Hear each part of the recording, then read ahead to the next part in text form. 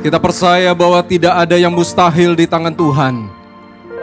Firman Tuhan berkata bahwa langit dan bumi akan habis dan lenyap, tetapi yang tinggal tetap adalah firman Tuhan. Dan firman itulah yang berkuasa bukan saja untuk menyatakan kesalahan, untuk memperbaiki kelakuan kami, tapi juga untuk mengajar kami.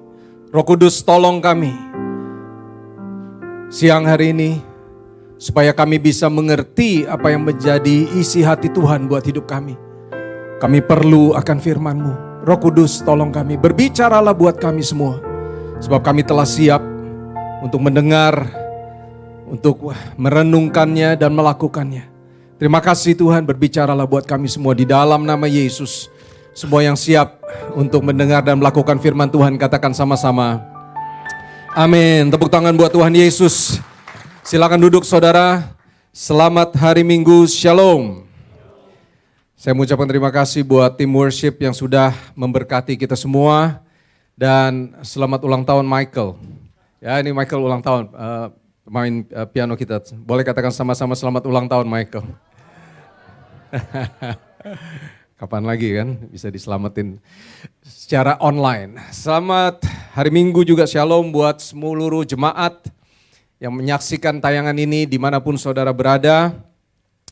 Saya percaya bahwa hari ini adalah hari yang sangat spesial, katakan amin. Kenapa sangat spesial? Karena setiap kali Tuhan selalu berbicara dalam hidup saudara dan saya, pasti itu adalah saat-saat yang luar biasa. Boleh katakan sama-sama luar biasa. Terima kasih buat Bapak Gembala, Ibu Gembala yang sudah mengizinkan buat saya berbicara buat Wakil Gembala dan seluruh jemaat daripada MCC Capitol Sleepy. Saya percaya bahwa hari-hari ini kita bisa melihat bagaimana dunia sedang berada di dalam kekacauan yang luar biasa. Saudara, saya mau memulai dengan sebuah cerita. Ada seorang pakar motivasi dari Amerika yang bernama Edwin atau Wayne Dyer. Dia seorang pakar daripada motivasi dunia. Dan suatu saat dia menceritakan di dalam sebuah sesinya, sebuah cerita yang luar biasa tentang seorang nenek, seorang ibu berusia 92 tahun bernama Mrs. Jones. Siapa namanya saudara? Mrs. Jones. Dia usianya berapa? 92 tahun. 92 tahun Mrs. Jones setiap pagi, dia bangun pagi-pagi, dia pasti merapikan rambutnya, dia mempersiapkan dirinya, dia memakai baju yang sederhana, dan dia mengoleskan sebuah make up yang sederhana setiap pagi dia lakukan. Sekalipun Mrs. Jones adalah seorang yang menderita tunanetra, dia buta. Saudara. Tapi setiap pagi dia mempersiapkan harinya dengan baik. Dia memakai sebuah dress sederhana yang baik, dia taruh makeup dan dia sisir rambutnya dengan rapi. Setiap hari itu adalah yang dilakukan oleh Mrs. Jones. Suatu saat Mrs. Jones, saudara, harus berpindah dari rumahnya ke rumah panti jompo. Ya, kenapa? Karena suaminya beberapa bulan yang lalu baru meninggal. Jadi di usia yang 92 tahun tinggal di luar negeri, saudara, sangat sulit untuk ada orang yang bisa merawatnya. Jadi ketika dia tiba di dalam rumah jompo tersebut, dia sedang menunggu Mrs. Jones selamat datang, tolong tunggu sebentar, kamarnya sedang dipersiapkan. Dia duduk dengan tenang, lalu sambil menunggu saudara 1 jam berlalu dan suatu ketika tiba-tiba petugasnya datang dan dia bilang, Mrs. Jones, kamar Anda sudah siap. Lalu Mrs. Jones saudara dengan dipegang oleh seseorang, lalu dia berjalan menuju ke lift untuk naik ke kamarnya. Dan sambil berjalan, Wayne Dyer menceritakan kisah tersebut saudara. Lalu sang petugas dia menceritakan tentang kira-kira bagaimana Mrs. Jones nanti kamar Anda kira-kira size-nya 6x4 dan di hordennya ada gambar pantainya. Dan petugasnya saudara tahu bahwa dia buta jadi dia diperkirakan supaya dia bisa membayangkan gitu kira-kira.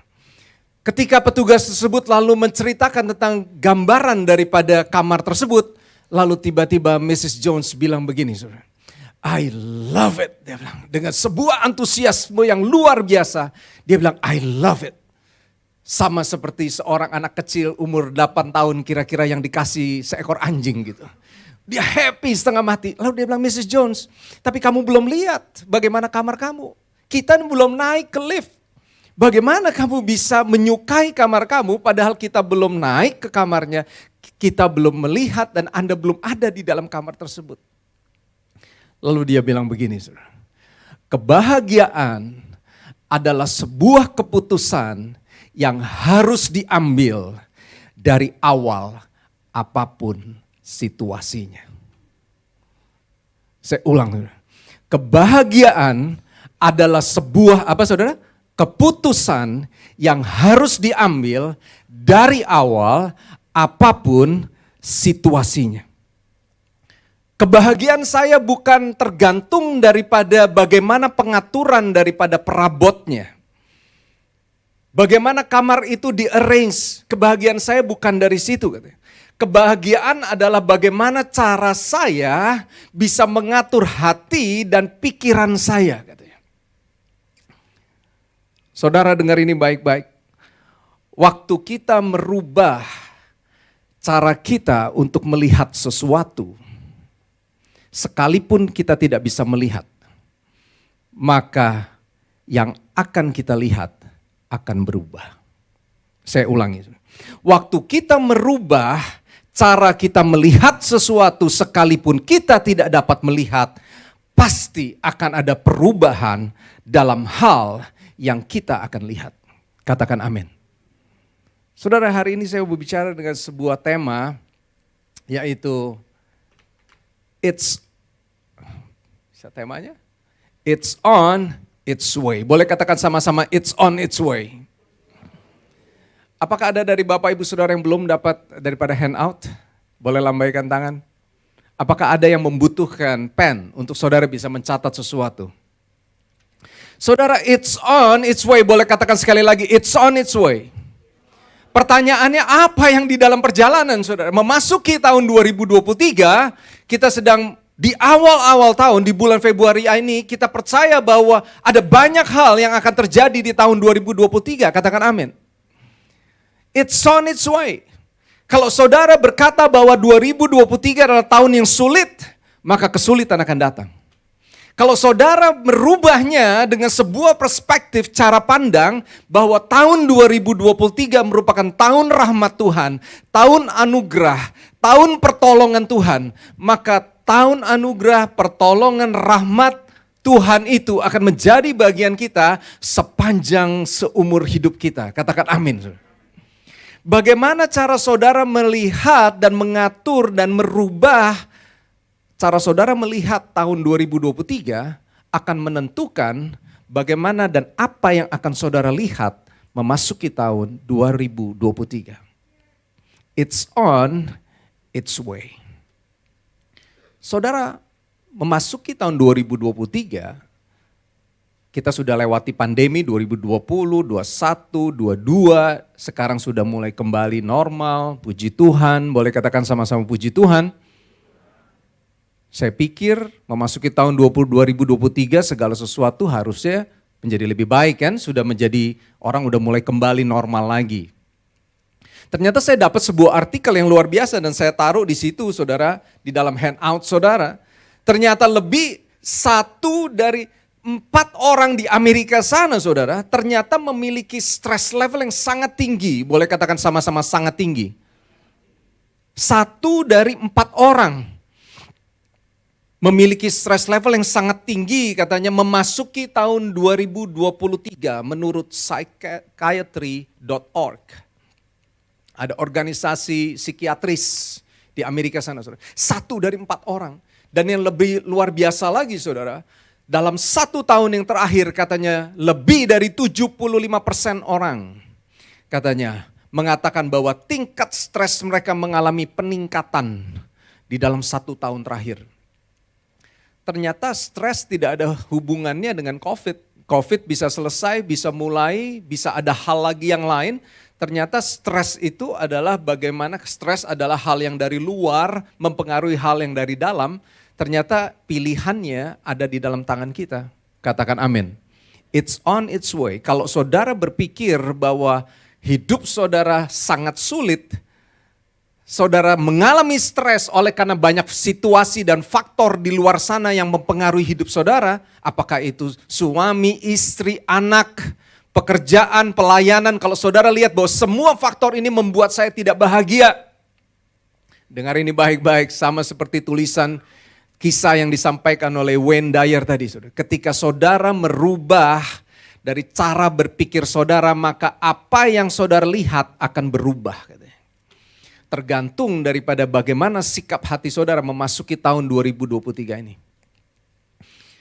Banyak pakar bilang bahwa kemungkinan besar terjadi yang namanya perang dunia ketiga. Kita nggak ada yang tahu. Apakah akan ada lagi gelombang-gelombang yang lain daripada varian-varian? Kita nggak akan tahu. Tapi yang saya tahu, firman Tuhan bilang bahwa Tuhan memahkotai setiap tahun dengan kebaikan Tuhan. Katakan amin, beri tepuk tangan buat Tuhan. Saudara.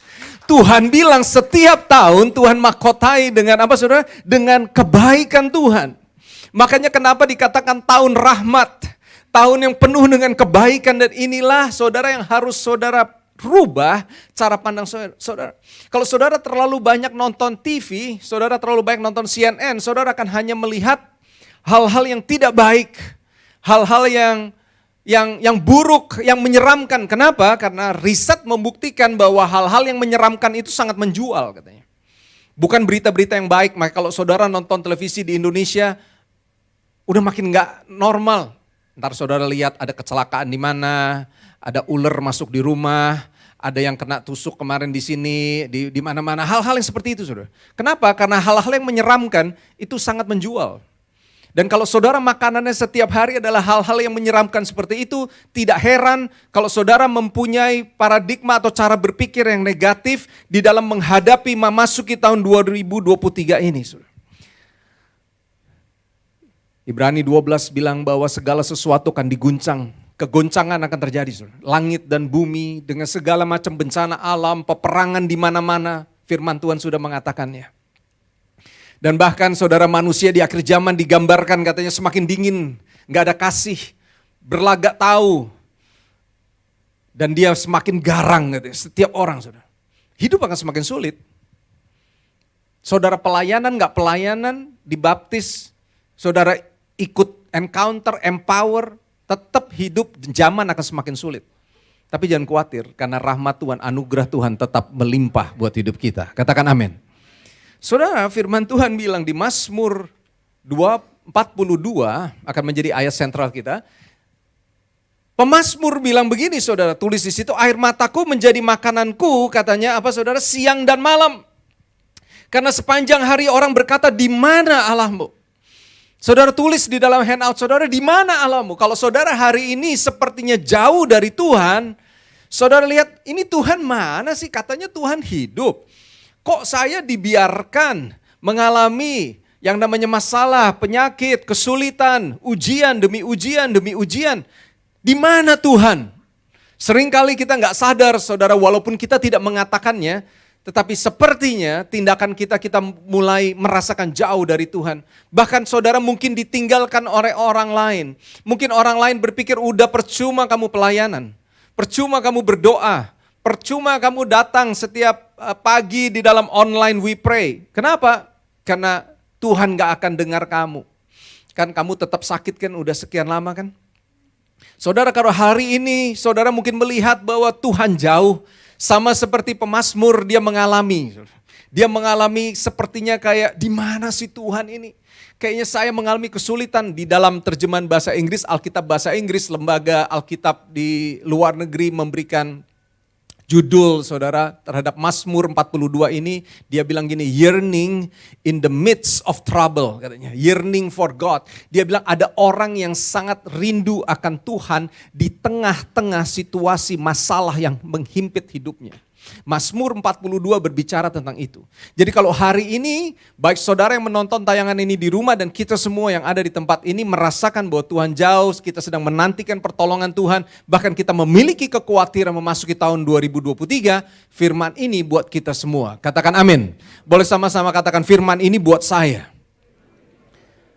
Saudara, mari kita, sebelum kita memasuki yang pertama saudara, ketika saudara merubah perspektif saudara, ketika saudara mulai merubah sudut pandang saudara, mengatur bagaimana cara hidup, cara berpikir saudara, sikap hati saudara, maka perspektif akan merubah yang namanya sikap hati saudara. Perspektif akan merubah sikap hati, dan kalau sikap hati saudara berubah, perkataan-perkataan saudara akan berubah. Kalau perkataan saudara akan berubah, maka yang akan berubah adalah respon saudara, dan kalau respon saudara berubah, resultnya, hasilnya pasti akan berubah. Katakan amin. Cara berpikir kita memasuki tahun 2023, it's on its way, apa yang akan datang ditentukan dari respon yang akan saudara buat. Katakan amin. Yang pertama, firman Tuhan bilang untuk pemimpin biduan, ini adalah, ingat tadi, pemazmur yang mengatakan di tengah-tengah situasi yang sulit.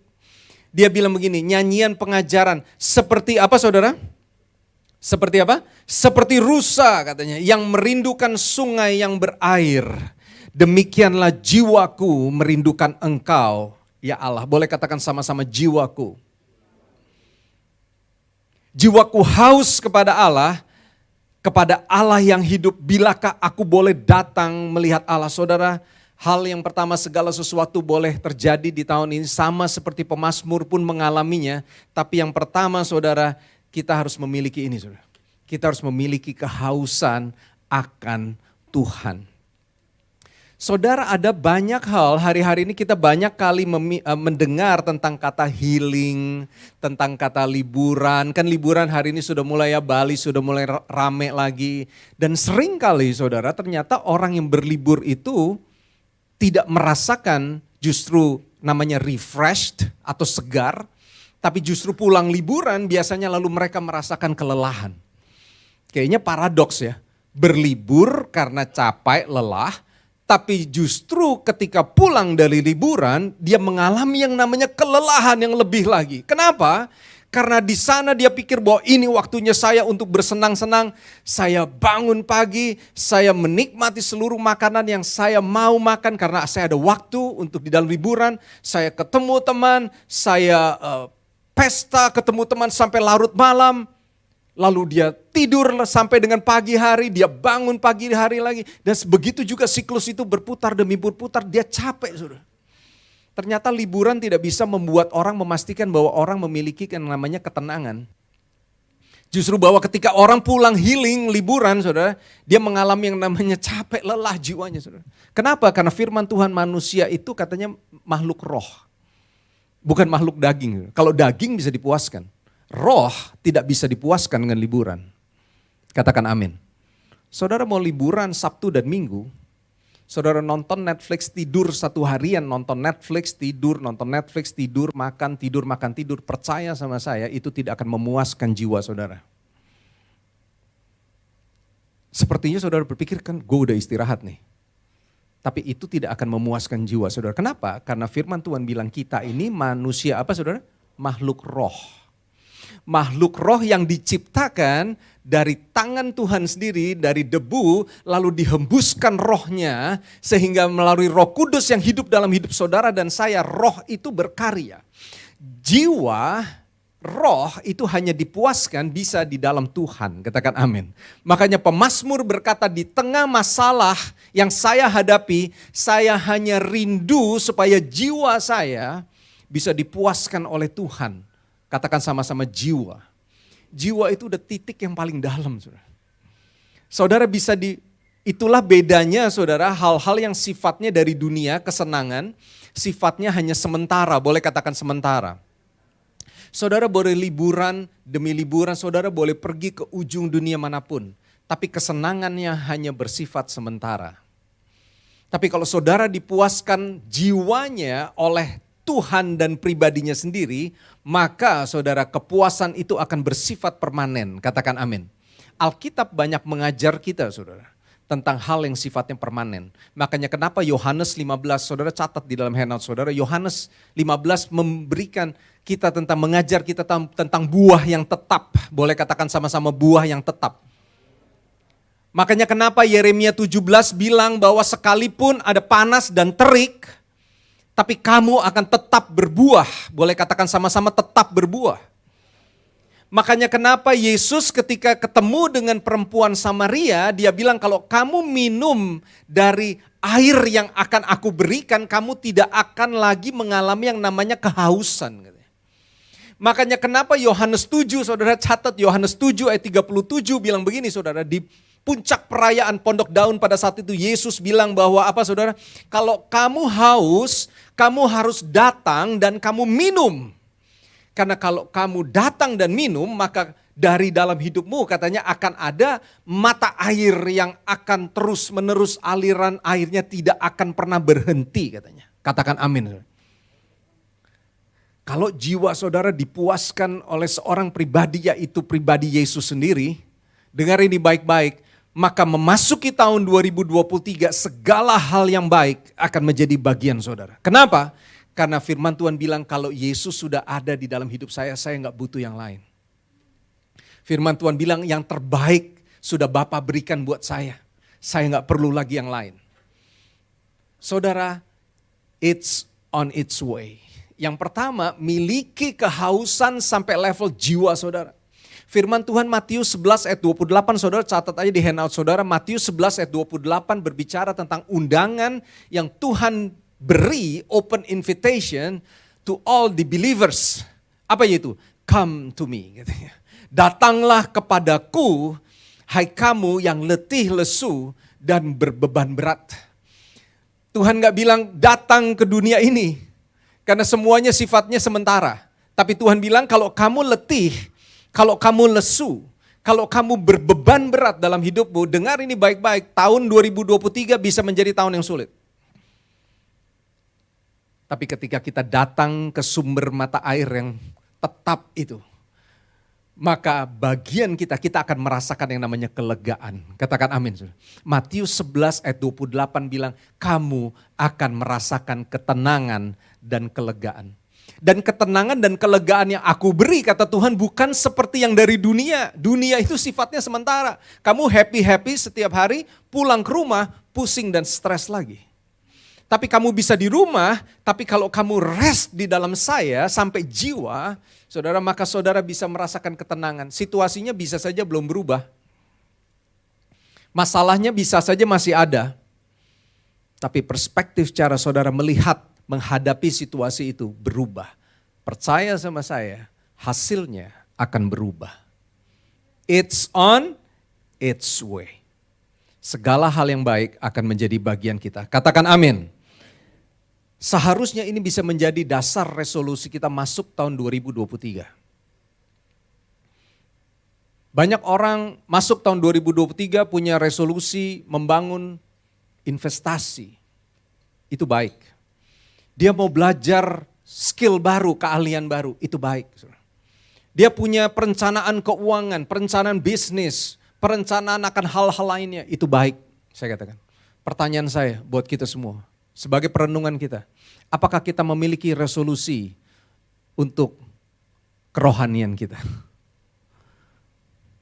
Apakah memasuki tahun 2023 kita memiliki resolusi, saya mau melakukan apa buat saya punya spirit, sehingga saya manusia roh kan, manusia roh ini bagaimana caranya bisa dibangun di dalam Tuhan. Karena itulah yang akan menentukan bagaimana kita menghadapi tahun 2023, di tengah-tengah kesulitan sekalipun kita tetap mengalami yang namanya kemenangan. Katakan amin. Miliki resolusi untuk membangun manusia roh saudara. Katakan amin. Yang kedua, inilah yang hendak kuingat, kata pemazmur. Sementara jiwaku gundah gulana, di dalam terjemahan pakai bahasa Inggris, saudara pakai bahasa gini.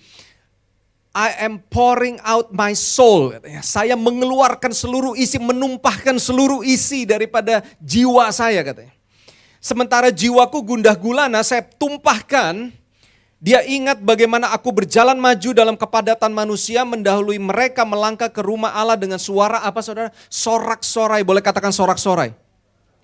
Sementara masalahnya belum selesai, sementara pemazmur sedang mengeluarkan semua isi hatinya, menumpahkannya kepada Tuhan, dia bilang begini saudara, bahwa aku sedang mendahului mereka, aku membayangkan bagaimana aku berjalan maju, aku bersorak-sorai dan nyanyian syukur, dan dalam keramaian orang-orang yang mengadakan perayaan. Gitu. Masalahnya sudah selesai saudara? Sudah selesai? Belum. Tapi pemazmur mengajar kita sebuah hal yang baik lagi yang kedua selain daripada kita harus memiliki kerinduan. Di ayat 5 bilang begini, mengapa engkau tertekan dan gelisah di dalam diriku, berharaplah kepada Allah. Boleh katakan sama-sama berharap. Kalau saudara berharap kepada Allah, firman Tuhan bilang begini, dengar ini baik-baik. Sebab aku akan bersyukur lagi kepadanya. Dia bilang, for I shall again praise him katanya. Dia akan bersyukur lagi, boleh katakan sama-sama lagi. Saudara boleh lingkarkan kata lagi di dalam handout saudara, itu kata yang sangat penting. Aku akan bersyukur sekali lagi katanya. Kepadanya penolongku dan Allahku. Katanya. Berharaplah kepada Allah. Saudara yang kedua, you have to put your hope in him. Saudara datang memenuhi jiwa saudara dengan Tuhan itu baik. Yang kedua ketika saudara datang, dengar ini baik-baik, saudara sedang menumpahkan isi hati saudara, jiwa saudara kepada Tuhan. Lalu katanya dia sedang membayangkan, dia sudah mengalami sorak-sorai dan dia sedang menaikkan ucapan syukur katanya. Kenapa? Karena dia menaruh pengharapannya kepada Allah katanya. For I shall again praise him. Saudara kata again berbicara tentang sesuatu yang dilakukan secara berulang demi berulang demi berulang. Boleh katakan sama-sama berulang. Ternyata saudara mengucap syukur, berharap itu harus terus dilakukan. Boleh sama-sama katakan terus dilakukan. Saudara nggak bisa hanya melakukan hari ini ketika saudara datang ke gereja, saudara dikuatkan lalu saudara pulang, saudara berhenti berharap dan bersyukur sama Tuhan. Saudara harus tetap menaruh pengharapan kepada Tuhan, tetap bersyukur, tetap menyanyikan sorak-sorai kepada Tuhan. Karena kalau saudara lakukan itu, maka pertolongan Tuhan akan menjadi bagian saudara. Inilah yang dinamakan tindakan iman. Iman itu saudara melakukan bukan karena saudara sudah melihat, tapi saudara tetap melakukannya. That is faith, saudara. Saudara kata berharap. Di dalam terjemahan bahasa aslinya saudara memakai kata yang namanya yahal.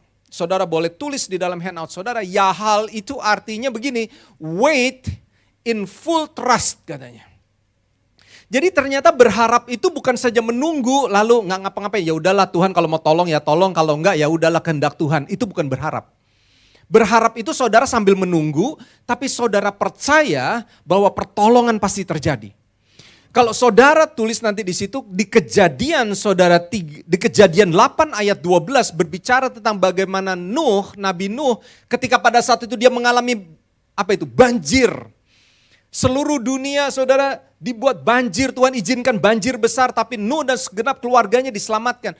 Pada saat Kejadian 8 berbicara tentang ketika Tuhan mengingat Nuh, maka katanya air lalu ditutuplah pintu-pintu daripada air, lalu air mulai surut. Setelah di bulan ke-7 katanya. Dan setelah itu Nuh menunggu sampai bulan ke-10 katanya di Kejadian 8. Setelah Nuh menunggu di bulan ke-10, maka 40 hari kemudian Nuh katanya melepaskan seekor burung merpati. Dilepaskan supaya dia mau tahu apakah ada tempat untuk tumpuan. Dan bisa melihat bahwa ternyata air sudah surut. Maksudnya Nuh begitu kan? Lalu katanya merpati kembali dan dikatakan merpati tidak bawa apa-apa. Dan Nuh tahu bahwa waktunya belum selesai. Setelah itu saudara dia menunggu lagi 7 hari lamanya. Dia apa saudara? Menunggu. Boleh katakan sama-sama menunggu. Berapa lama? 7 hari. Pada saat itu Nuh melepaskan lagi merpati yang sama. Dan ketika itu dia pulang bawa ada daun. Kata menunggu memakai kata ya'al. Menunggu karena dia percaya. Ketika Nuh melepaskan merpati lagi setelah 40 hari, Nuh percaya bahwa merpati tersebut pasti bisa mendapatkan daun sehingga membuktikan bahwa air telah surut. Ketika saudara berharap sama Tuhan, ini dengar ini baik-baik. Hari ini mungkin saudara belum melihat pertolongan Tuhan. Tapi kalau saudara berharap sama Tuhan, saudara harus menunggu dengan sebuah iman dan percaya bahwa Tuhan pasti melakukannya buat saudara. Katakan amin. Saya suka sekali saudara ketika pemazmur bilang begini di ayat 5. Dia bilang begini, mengapa engkau tertekan hai jiwaku? Dia seperti menyebut dirinya sama seperti pihak ketiga, sama seperti kayak dia lagi berbicara sama orang lain gitu. Dan ternyata saudara, psikologis membuktikan sebuah riset yang sangat menarik. Ternyata saudara, ketika kita sering kali berbicara terhadap diri kita menggunakan pribadi ketiga, saudara menyebut diri saudara dengan sebutan nama saudara misalnya. Maka itu bisa ternyata bermanfaat buat jiwa saudara. Di dalam pakai bahasa Inggris disebut sebuah teori yang namanya you are distancing yourself katanya. Kalau sepertinya saudara ini sedang membuat sebuah ada separation atau perpisahan, lalu saudara seperti kayak seorang coach atau trainer sedang berbicara dan memberikan semangat katanya buat hidup saudara. Dan ternyata studinya bilang bahwa itu bisa reduce atau menurunkan yang namanya anxiety atau keresahan saudara. Dia bisa membuat emosi saudara dikontrol dan bahkan bisa booster yang namanya saudara, confidence dan performance. Dan ternyata risetnya saudara menyatakan bahwa atlet-atlet yang sering kali menyatakan gitu, menyampaikan dirinya sebagai orang ketiga tadi ya, sama seperti pemazmur yang katanya lakukan itu, ternyata performance-nya diukur katanya lebih baik saudara. Dan saya baru dapatkan artikel ini dan saya baru tahu saudara, saya sering kali melakukan itu di dalam diri saya. Sering kali di dalam saya menghadapi masalah begitu ya, saya bilang begini, Dave, kamu tahu kan bahwa kamu itu berharga di hadapan Tuhan. Saya nggak bilang bahwa, kamu tuh berharga loh. Enggak, saya bilang sebut nama saya, Dave, kamu tahu kan kamu itu berharga. Terus saya bilang gini, iya saya tahu saya berharga di hadapan Tuhan. Dia bilang, Dave, taruh pengharapanmu di dalam Tuhan. Sering kali saya lakukan itu saudara. Dan saya baru tahu ternyata ada riset yang membuktikan saudara, bahwa ketika kita melakukan atau mengatakan sama seperti pemazmur sedang lakukan. Saudara. Makanya saya mengerti Daud itu sering kali melakukan. Daud dia bilang gini, pujilah Tuhan hai jiwaku. Dia memberikan perintah buat jiwanya sendiri. Daud pujilah Tuhan sekalipun masalahnya belum selesai, pujilah Tuhan katanya. Dan ketika dia melakukan itu saudara, ternyata dia bukan saja sedang berkata menguatkan dirinya, tapi itu ternyata memang betul firman Tuhan menguatkan dirinya, tapi secara psikologis ternyata dibuktikan secara research. Saudara. Yang kedua, put your hope in Him. Katakan amin. Yang ketiga, yang terakhir saudara, firman Tuhan bilang apa saudara? Jiwaku tertekan sebab itu aku teringat katanya kepadamu dari tanah sungai Yordan. Saudara tulis di situ, we have to put our remembrance, remember Him. Saudara memasuki tahun ini perspektif saudara rubah. Saudara yang pertama saudara lakukan apa? Saudara harus taruh yang namanya saudara kehausan. Lalu saudara taruh pengharapan dengan iman percaya. Yang kedua, ingat akan Tuhan setiap saat. Saudara yang diingat jangan masalahnya. Ingatlah akan Tuhan. Sama seperti anak yang hilang, dia ingat aduh di rumah bapakku banyak ya. Makanan di sini nggak ada, yang diingat rumah Bapak. Amsal 3 bilang apa saudara? Jangan lupakan pengajaran tetapi tulislah dalam loh hati. Kalau kita mengingat Tuhan itu sampai diukir katanya, di loh hati. Maka itu sesuatu yang tidak akan pernah bisa hilang. Kalau diingat-ingatan saudara, ingatan kita bisa lupa kan? Nomor telepon kita bisa lupa, kita baru ingat sesuatu, baca sesuatu kita bisa lupa.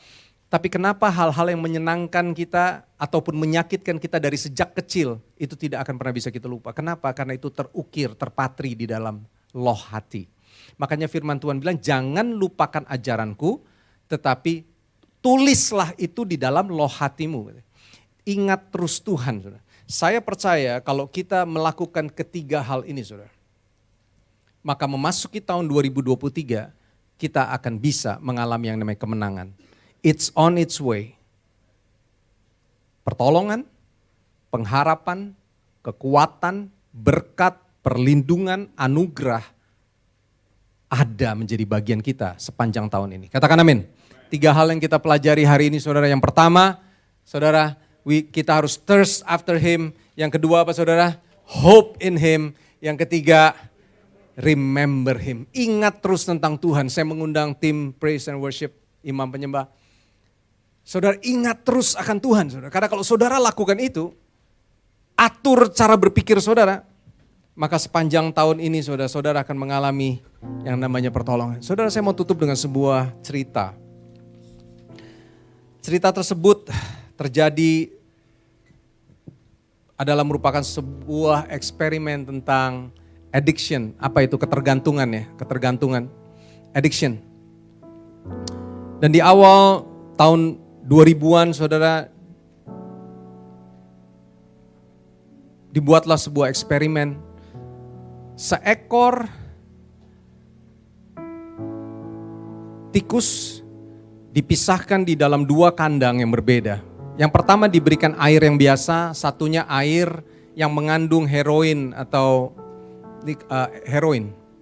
Dan ternyata saudara, riset tersebut menyatakan bahwa tikus-tikus tersebut memilih katanya untuk minum dari air yang ada heroinnya dan bukan air yang biasa. Lalu dia mengalami yang namanya kecanduan. Lalu banyak dari tikus-tikus tersebut lalu mati.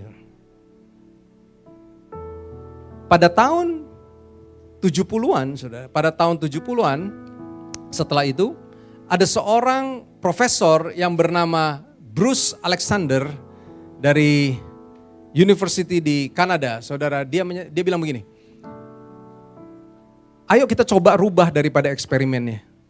Karena di kandangnya gak ada apa-apa, cuma ada air, tentu aja dia pasti pilih air yang ada, dia bilang heroinnya.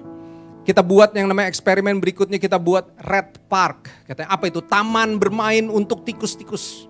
Di situ penuh dengan makanan, di situ penuh dengan keju, ada bola-bola yang berwarna, ada terowongan-terowongan, ada penuh dengan mainan. Dan yang berikutnya disediakan juga teman-teman yang tadinya cuma sendiri, diujinya sendiri, sekarang teman-temannya punya komunitas. Di taman yang sama ditaruh 2 jenis air. Air yang biasa dan air yang mengandung heroin. Risetnya ternyata membuktikan bahwa ternyata tikus-tikus tersebut tidak lagi tertarik kepada air yang mengandung heroin. Tidak ada lagi tikus-tikus yang mengalami yang namanya kecanduan bahkan mati overdosis. Saudara. Pertanyaannya buat kita adalah, kalau kecanduan itu saudara ternyata bukan tergantung daripada zat kimia yang seringkali menjadi pengikat dalam diri kita. What if, apa yang akan terjadi ternyata kalau kecanduan, tingkah laku, sikap hati seringkali itu adalah penjara yang seringkali kita buat. Kenapa? Karena melalui pilihan hidup, respons yang salah terhadap situasi yang sedang kita alami. Kalau tikus saya saudara, dia ketika ada komunitas, ketika ada hal-hal yang baik, dia bisa melepaskan hal-hal yang gak baik itu saudara. Bagaimana dengan hidup kita? Kalau kita ada di dalam jalur yang benar, yaitu jalur anugerah Tuhan. Kalau kita ada di dalam komunitas yang benar, kalau kita memiliki perspektif yang benar, dengar ini baik-baik, tahun 2023 zaman bisa semakin sulit, tapi hidup saudara akan Tuhan pelihara dengan sempurna. Katakan amin. Mari kita bangkit berdiri saudara. Terima kasih Tuhan. Haleluya Yesus. Ajarku mengerti. Ajarku mengerti saat jalanmu tak bisa kulihat. Kau tetap setia, ingatkanku lagi. Hidupku ada di dalam tanganmu, rancanganmu Tuhan. Katakan indah, indah dan mulia. Tuhan tak pernah gagal, sanggup buktikan janji setiamu untuk selamanya. Imanku berkata, katakan sama-sama, Tuhan tak pernah gagal.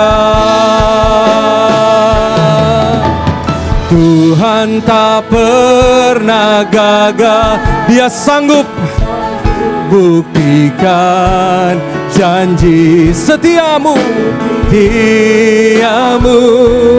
untuk selamanya. Imanku berkata, Tuhan tak pernah gagal. Saudara, apa yang kau alami hari-hari ini? Kalau engkau sedang mengalami yang namanya keresahan, saudara mungkin mengalami ketakutan, atau mungkin penyakit yang selama ini saudara derita belum Tuhan izinkan untuk disembuhkan. Hari ini mari rubah cara engkau berpikir. Percayalah dan dasarilah semuanya dengan selaraskan dengan kebenaran firman Tuhan. Dunia tidak akan pernah bisa memuaskan jiwa saudara. Apapun yang dunia berikan, semua sifatnya hanya sementara. Memasuki tahun 2023, buat sebuah resolusi. Tuhan, sepanjang tahun ini aku akan terus mencari Engkau, mencari pribadimu, membangun kebiasaan yang baru, membaca firman Tuhan. I want to rest in you. Firman Tuhan bilang, datanglah kepadaku. Tuhan mengundang kita untuk datang hari ini. Apapun yang saudara alami, beban masalah hidupmu, datang sama Tuhan. Tuhan sedang membuka tangannya. Datanglah kepadaku, come to me and I will give you rest. Dan ketenangan yang aku beri berbeda sama yang dunia beri. Yang aku beri sifatnya permanen dan kekal. Yang kedua, Tuhan ajar hari ini, put your hope in me. Menunggulah dan percayalah bahwa aku pasti melakukannya. Dan yang ketiga, ingat terus akan aku. Jangan ingat masalahnya terus-menerus, tapi ingatlah akan pribadiku. Pribadi yang telah menolongmu berkali-kali, pribadi yang sama yang akan melepaskan engkau dari setiap masalah dan beban yang hari ini sedang menghimpit kehidupan. Kalau saudara percaya dan saudara siap melakukan firman ini, mari buka kedua tanganmu. Katakan sama-sama. Tuhan tak pernah gagal, sanggup buktikan